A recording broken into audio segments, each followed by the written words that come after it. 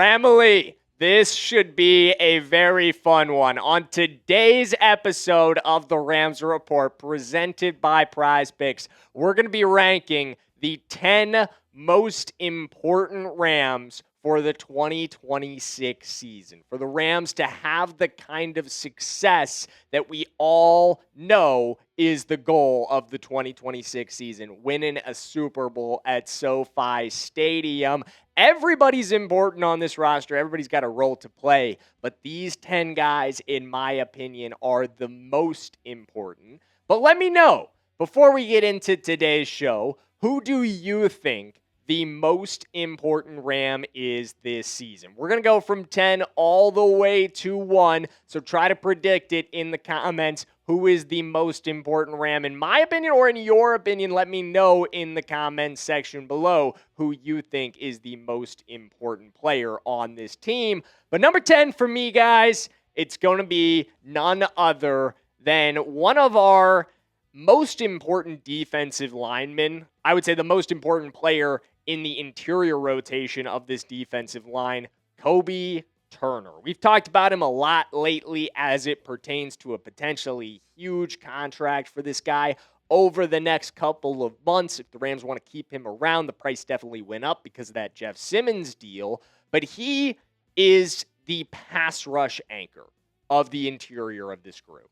You've got some great pass rushers on the edge in Byron Young and now Myles Garrett as well. But his ability to create consistent pressure from the interior has been so key to this Rams team sustaining what it lost with Aaron Donald. And I'm not saying he is Aaron Donald. I would never imply that. But every season, he has been a consistent 50-plus pressure guy. And this year, friends, I truly believe he is set for an absolutely monster campaign, because he's even better than the production would have you believe. And the production spells out that he's one of the most elite pass rushers from the interior in our game today. But I just cannot even imagine what it's going to be like for him with Myles Garrett on one end, absorbing all of that attention, and then Byron Young continuing to take steps and ascending to being the player he can be on the other end, creating pass rush havoc that allows him to thrive as he comes in straight through the interior. It is the hardest place to avoid pressure for a quarterback when it comes straight up the middle, and Kobie Turner's going to have, there's nowhere to run at this point. With Myles Garrett on one side and Byron Young on the other, the only place to go is right into Kobie. So production is going to be aplenty for him this season. He is incredibly important. He's got to be there. He's got to continue to be the guy we know he can be. Next up, Warren McClendon, our right tackle, and another guy that we've talked about a good deal on this channel since the offseason hit. Potential extension candidate this offseason as well, just like Kobie Turner. But I think this Rams team is looking to see him regain his regular season form, and that's going to be one of the biggest keys to this offense continuing to be what it was last season. Because you go back to the regular season last year, when he took over for Rob Havenstein, he stepped in and was immediately one of the best pass-protecting right tackles in the entire NFL. And that is no exaggeration. He'll have the second lowest pressure rate of any right tackle in the NFL last season. But then you flip to the playoffs, and he was a different guy. And I hate to say it, but it's true. He was not good in the postseason. He was a much, much worse protector.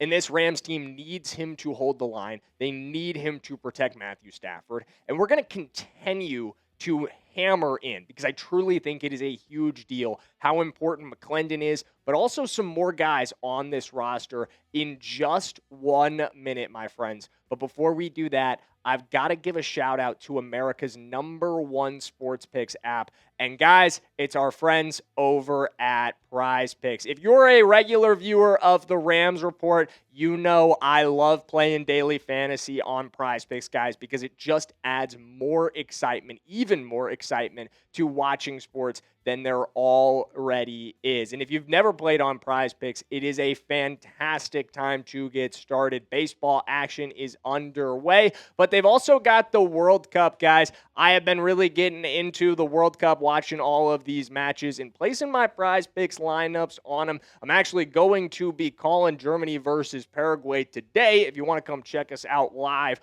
But for my lineup for that game, I've got the more on shots for Felix Mecha. I'm going with the more on shots on target for Kai Havertz. And I'm going with the less on saves for Germany's goalie and the less on saves for Paraguay's goalie. So you guys can tell me on this lineup. You could fade me on this lineup. Whatever you do, just do it with our friends over at Prize Picks. And if you're brand new to Prize Picks, make sure you use our promo code. Download the Prize Picks app today and use code HMA when you play your first $5 lineup to receive $50 in lineups. That's code HMA when you play your first $5 lineup to get an extra $50 in lineups with Prize Picks. The clickable link to download the app is in the comments and the description below.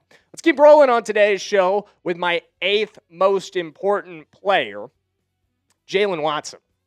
And we're going to talk, obviously, about the other addition to the secondary here a little bit later on our top 10. But Jaylen Watson is one half of what the Rams really, truly need to be a different direction in the secondary. Obviously, Trent, the higher profile acquisition. Both of these guys coming over from the Kansas City Chiefs. But I think they represent together an effort to change the mentality and the skill set that the Rams are going for schematically. They wanted more physical man press corners, guys who can win one-on-one. And that is exactly what Jaylen Watson and Trent McDuffie are. These guys can cover number one receivers. That is what the Rams lacked last season. Someone that could stop a Jackson Smith-Njigba. Somebody that can stop a Marvin Harrison Jr. even. He had a good game against us. We struggled against receiver ones last year, and allowing Jaylen Watson and Trent McDuffie to step in, the combined tandem of these two, they're hard to talk about without talking about the other at the end of the day because they pair so well, and that's why you have to go get both of them. But they need to do exactly what the Rams are hoping. This needs to be transformational for the back end of this defense, and I truly believe that it will. Next up, number 7, Kyren Williams. Big day for Kyren today, the day that we are recording this video, posting it. Kyren Williams selected for the third consecutive year for Kyren on the top 100. He comes in 89th this year, the third season in a row that his peers, other NFL players, have rated him as one of the 100 best players in the game. But in spite of that, he is consistently underrated by not just the national media, but also by Rams fans. There is so much disrespect for Kyren amongst Rams communities. So many people that view Kyren as one of the weaker elements of this offense and not one of the most important parts of its success. And I truly feel that that is just completely missing what he contributes. Obviously, Blake Corum took a big step forward last year. I'm hoping for more from Blake Corum this season as well. We talked about him as a breakout candidate. But Kyren Williams, 3 years running, has been truly one of the NFL's best running backs, one of the NFL's most complete running backs. You look at these last 3 seasons of him and his production, 3,600, nearly 3,700 yards, 36 touchdowns. Yes, fumbles have been an issue, but it's still just over 1% of his total carries over the last 3 seasons, with most of those coming in 2024. It's pretty overstated at the end of the day. And what we know is he is key to the operation. When this guy went down in 2023, and thankfully we've only seen him miss extended time due to injury this one time where he missed 4 games, went on IR. A lot of people don't remember this. You go 1-3 in that stretch with Kyren out in 2023. And the offense looks horrendous. Absolutely horrible. Kyren comes back. They rebound. They make the playoffs. They're clinched by week 18. He misses one more game because of that. 4 games missed. this team goes 1-3 and can barely move the football without Kyren Williams. He is a bigger part of this than a lot of Rams fans realize. He is incredibly important to our success in 2026. But so is Kevin Dotson. Big K-Dot, another incredibly underrated Ram, and another guy whose impact in loss, or impact, I guess, is really seen when he isn't there. I think it was one of the best ways to illustrate it, just like it was with Kyren. You go back to week 17 of last season. We lose Kevin Dotson because Derek Hall, that guy, stomps on his ankle in week 16 against the Seattle Seahawks. Just a dirty play, if you ask me. But it cost him week 17 and week 18. He didn't come back until the divisional round of he also missed the wild card, against the Carolina Panthers. Did not return against the divisional against the Bears. But you could see in all three of those games, but especially against Atlanta, how sorely missed Dotson's presence was. Both in the run game, but also in pass protection. He is a mauler when it comes to run blocking. That is always going to be where he shines. That was the biggest part of the acquisition of him, was just how fantastic of a fit he is in everything that Sean McVay wants to do on the ground. But he's also a really underrated pass protector. I think he's one of the best guards in the league, and him staying healthy is huge for this guy remaining healthy.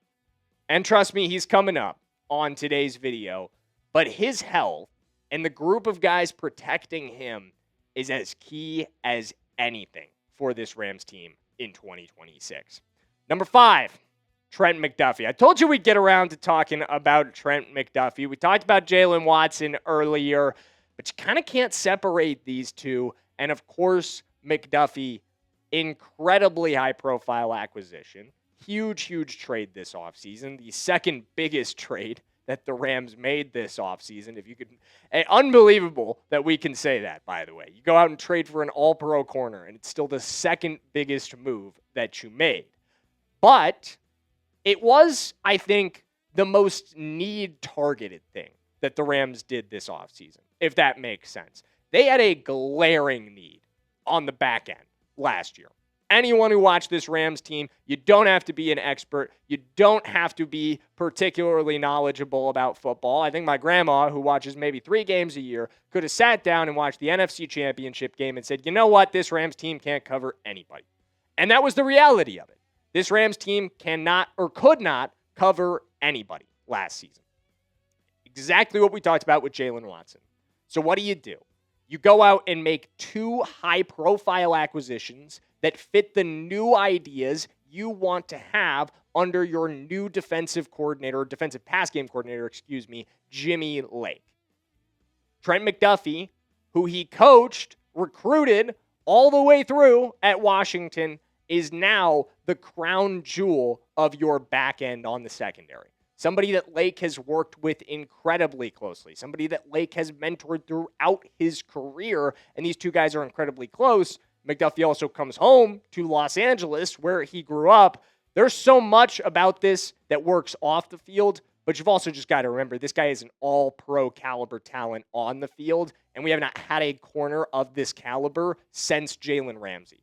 I truly feel this is the best player playing in the Rams secondary with horns on their helmet since Jalen Ramsey was in horns. And that is incredibly important. That is huge for a team that was just ghastly in coverage at times last year. There's really not another word for it.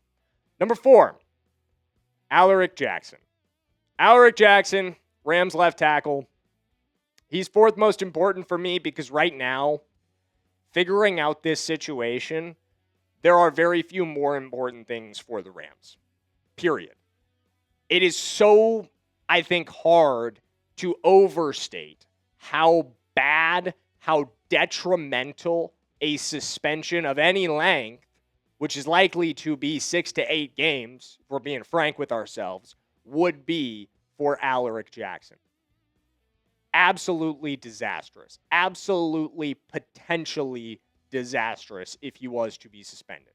Obviously, he was arrested on suspicion of felony domestic violence just a couple of weeks ago. That has since been reassessed to misdemeanor charges. So he's no longer facing felony charges, but he doesn't have to be facing felony charges, and he doesn't have to be convicted of anything for the NFL to decide it's still a personal conduct violation. And he has already violated the NFL's personal conduct policy once in his career. He would be a repeat violator, and that would result in a lengthy suspension. And that would result in this Rams team having to confront the fact that they have no depth at left tackle. Absolutely none. A.J. Arcuri and David Quessenberry are not acceptable starters. Can you push Keegan Trost into the starting lineup? Can you swing Warren McClendon across to left tackle and have Trost start at right tackle? There's a lot of possible explanations, but none of them feel very good for a team whose obvious sole goal is winning a Super Bowl. You can't have it with Alaric Jackson. It would be a disaster, and it would likely force you into the free agency market to find a solution. Third, Puka Nacua. For a lot of reasons. Number one, similar to Alaric, we've got to talk about there's been off-the-field issues with Puka this offseason. I'm not going to ignore it. Obviously, it's been a major narrative around Puka this offseason. We've talked about it a lot on this channel. Gratefully, though, it's been very quiet for a while. And I think part of that is because Puka has made a genuine commitment to self-improvement. Something that I have heard a lot about, something I've told you guys a lot about, but that was strongly backed, if we can actually return to that social real quick, sorry, Ponzi, by a report today from Adam Schefter. And this report from Schefter around Puka's journaling, Puka telling media, telling Schefter that he's continued to journal since exiting rehab, I think shows a real commitment. Obviously, I mean, it's easy to say things, but I'm taking his word for it. I'm taking his word that this is what he's doing. I think it's what we have to do.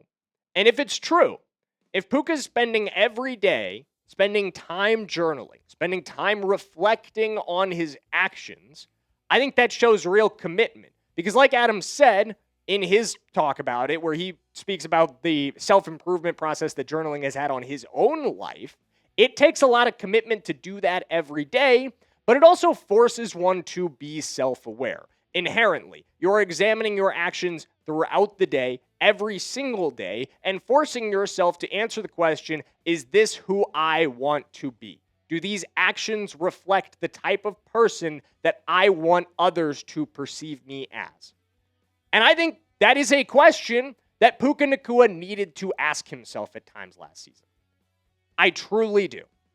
I think part of that is part of growing up, but I think this shows that he is committed to not just making excuses for what happened in the past or what may have happened in the past, but making real change and making real improvement, forcing himself to examine his own actions and having a greater sense of self-awareness as he moves forward.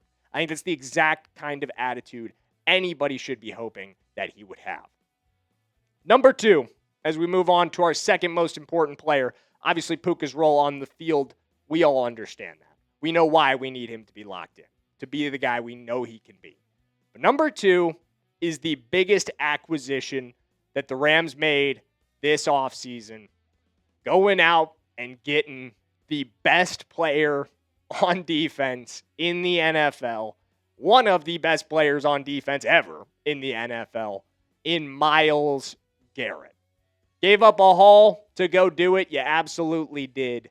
But this is a move that if he is the guy who you know he is in this system, will transform everything for this defense. Obviously, the acquisitions of Trent McDuffie and Jaylen Watson are huge from a secondary perspective. But this makes everybody's life easier. Like, I really cannot overstate how much it improves every single other player on this defense is made better by the presence of Myles Garrett. Everybody's life, everybody's job gets easier because Myles Garrett demands as much attention as he does.